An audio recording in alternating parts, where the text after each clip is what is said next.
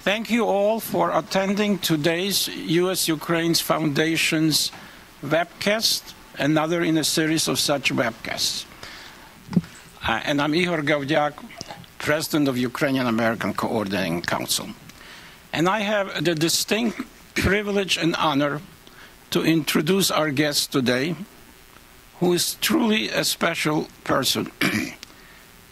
He is the face of Ukraine, I would say, from the years of the 70s to today. And it is a real privilege to have him with us today. Miroslav Marinovich is the Vice Rector of the Ukrainian Catholic University and President of the Institute of Religion and Society. He's an expert on religious issues and a leading moral voice in political discourse in Ukraine. His main interests are religious studies and national and political interests.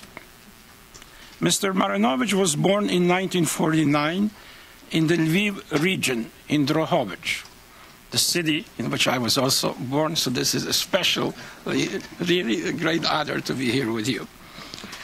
He graduated from a middle school in Drohobych and earned a degree from the electrophysics faculty of Lviv Polytechnic University. He was one of the youngest founding members of the Ukrainian Helsinki Group.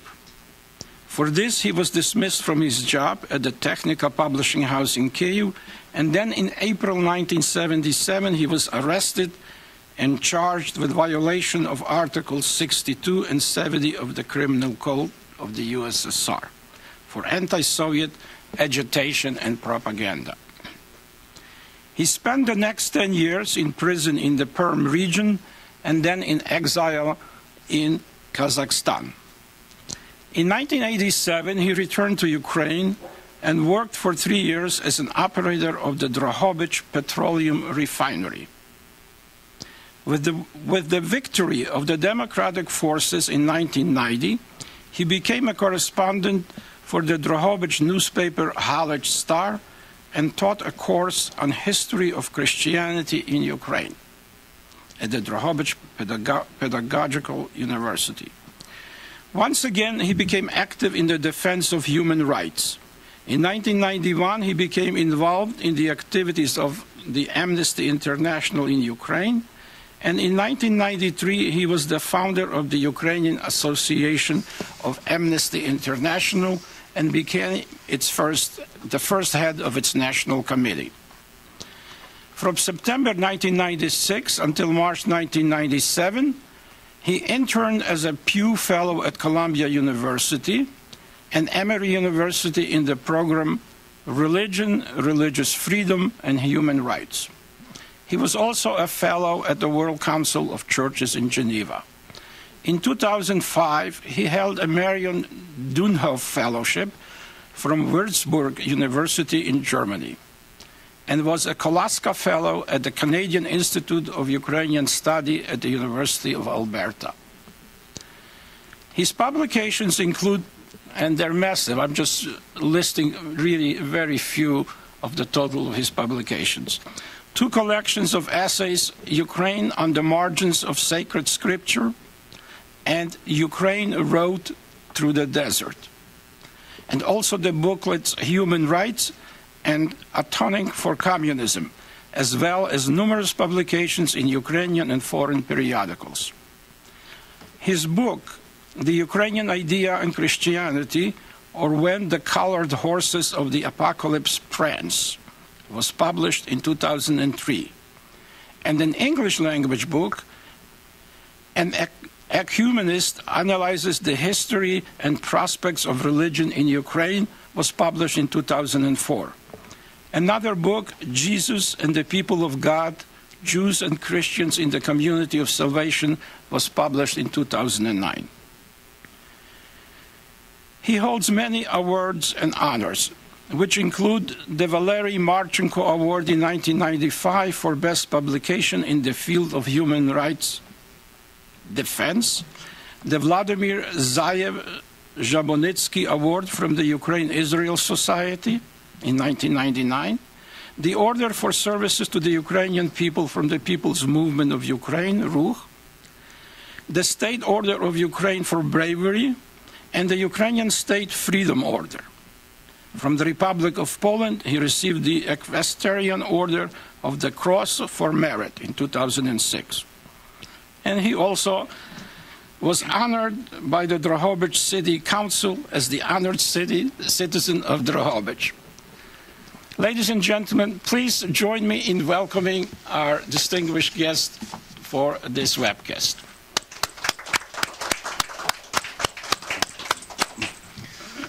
Thank you very much, Mr. Gavdiak.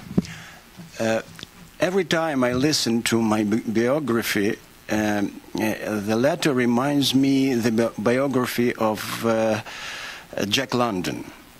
He was not arrested in his time, but he covered with his activities so many fields that I have such an impression to work for engineering, to work in journalism, and then in theology, so many fields.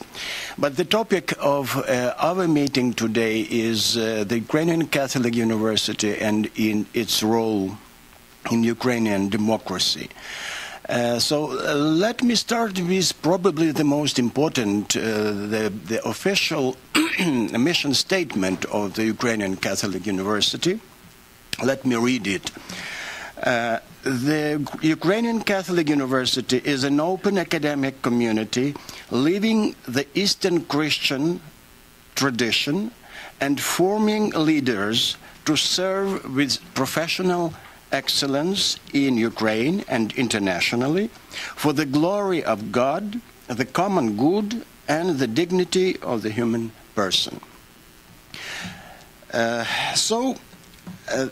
There is a specific moment in this mission statement. It's the combination of professional tasks, tasks to raise, to educate our students with professional excellency, but at the same time, excellence, but at the same time, to combine that with the ethical formation.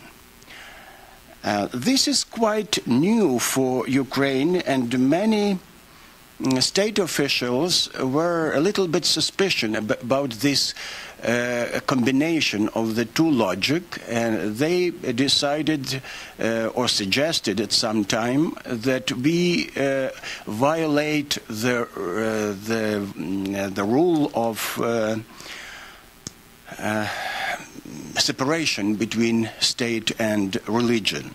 But what we want to bring, to present, is to bring theology back to our society, not as the course of indoctrination, but first of all as an academic discipline, and this is our very important task in the 90s when we tried to make space for theology in Ukrainian higher education.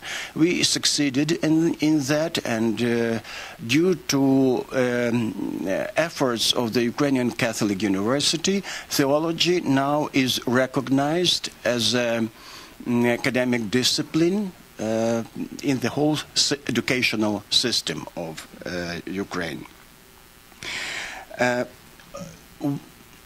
I may say that we feel that there are many expectations in the Ukrainian society connected with our university. It happened that many people appealed to us, look, you have to establish business school because we need businessmen with a Christian background. Oh, you have to establish the law school because we need the lawyers having idea about ethical standards. You have to establish the school of journalism, and so on and so on. So it's very nice that the Ukrainian society feels the necessity of providing some ethical dimension in all these professional fields. We try to meet these needs by establishing, for example, a few years ago we established the business school, and it is more and more popular, at least in Western Ukraine, but having big and ambitious goals in the future. We also are in the process of establishing the School of Journalism at the Ukrainian Catholic University. We do not think about the law school. Probably it will be the issue of the future. About 55% of Ukrainians, according to some public polls in Ukraine, suggest that moral corruption and spiritual degradation are the main reasons of the present political crisis in Ukraine. I was impressed by that number because it signifies that the Ukrainian society understands the true roots of our crisis based in spiritual sphere, not political necessarily, or not economical, but first of all spiritual. So the Ukrainian Catholic University, with its mission, is in the very core of this societal challenge. We try to meet the basic needs of our society according to this picture, but I may assure you that it doesn't simplify our life. For example, the Ukrainian educational system is to high extent corrupted. Corruption is the shadow feature of our educational system. It's very difficult to be the university without any corruption, the corruption-free zone. At least I know that Kievan-Mohyla Academy in Kyiv has the same challenge as we have by existing in this very difficult situation. We also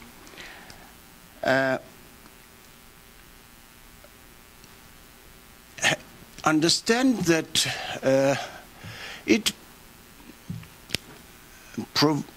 gives such. We also understand that we have some obligations in our Ukrainian society, and let me give you one example. It was in the year 2008 when there was a next crisis in our political life when some controversies, some rivalry took place in the Orange team, political team, in being in power. It shocked the Ukrainian society, and it was the only Ukrainian Catholic university that made official public statement appealing to the government, appealing to the people in power that having seen permanent moral degradation of people of power and permanent ignoring of God and state laws, it is just impossible to educate, to form students in respect toward political power, in respect toward state authorities, and so on. It was very strong and unprecedented voice of the university, of a private university, because normally universities keep silence in the issues of political rivalry and controversies. We also have some responsibility in the sense of creating a sphere of academic freedom. Ukrainian Catholic University was one of the 8 Ukrainian universities which created a consortium developing the concept of university independence,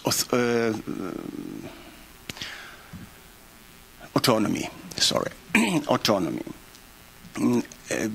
You may imagine that there were 7 university tigers plus small private Ukrainian Catholic University. So it was a very honorable role of the Ukrainian Catholic University in this field. Unfortunately, even under the presidency of Yushchenko, the concept of university autonomy was not recognized and was not accepted by the government.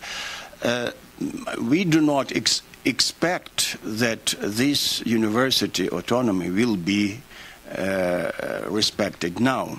But at least we have some experience, and at least there is some concept of university autonomy developed in Ukraine. The role of the Ukrainian Catholic University was very visible also during the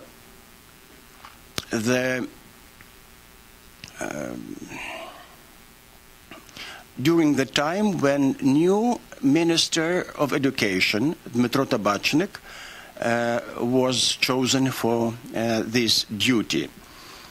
We knew Dmytro Tabachnik previously as a person who is against pro-European reforms in academic university life, and as a person who is a source of, I would say, hate speech. In many examples, he spoke negatively or even very negatively against some part of the Ukrainian nation, people from Galicia, from Western Ukraine. He spoke also negatively about Ukrainian history.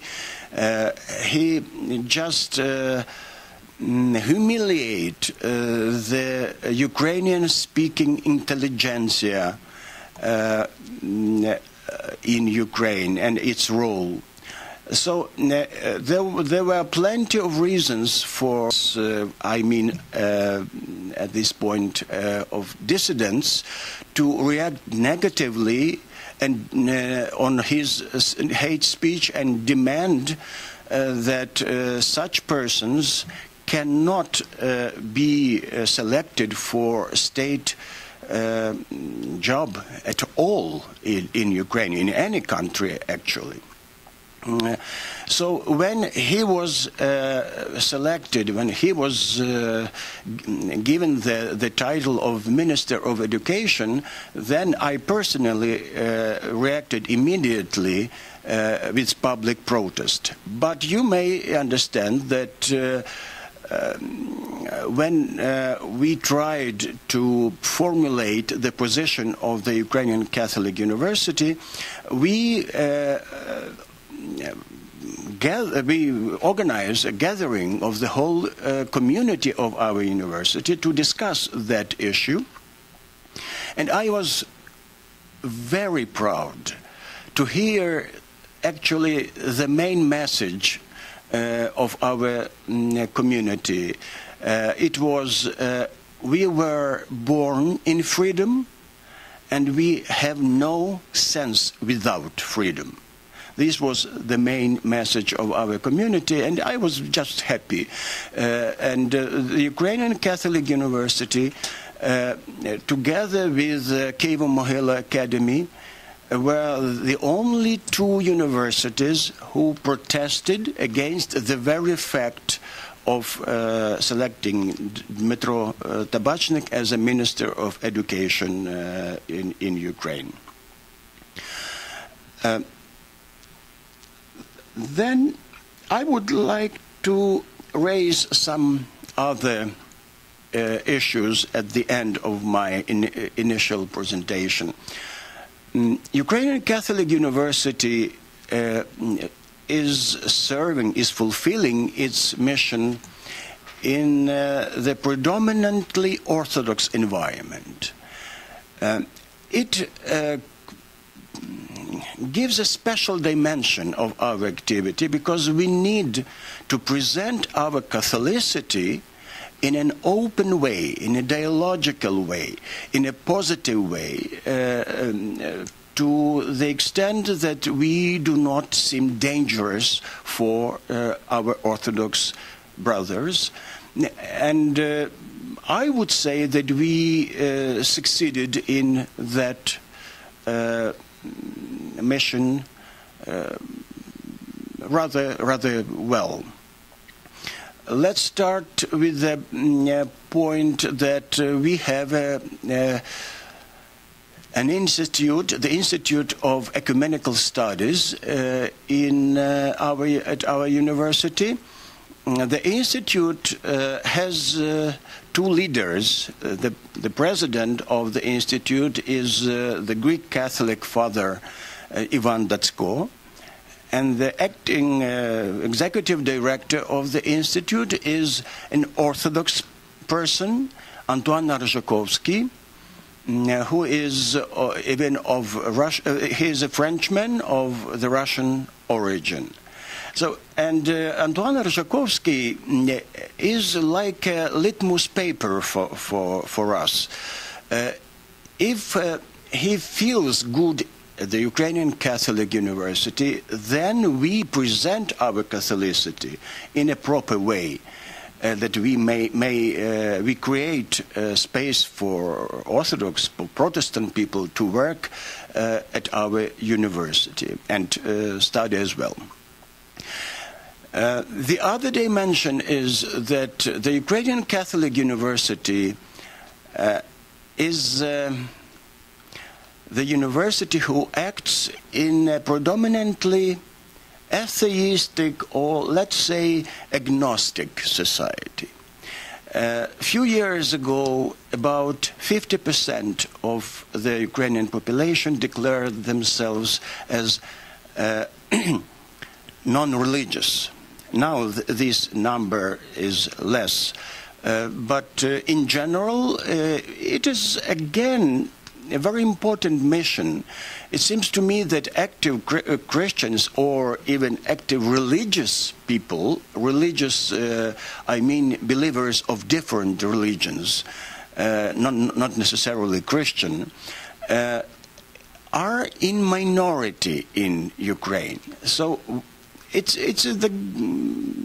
really a challenge for the believers in Ukraine, especially for us at the Ukrainian Catholic University, to present our belief, our religion, again in a tolerant, in an interesting, attractive way, to make it interesting for young generation. So as you see, I may continue to list all other fields where the role of Ukrainian Catholic University is important, but I would, at that point, prefer to hear some reactions and maybe questions. Thank you.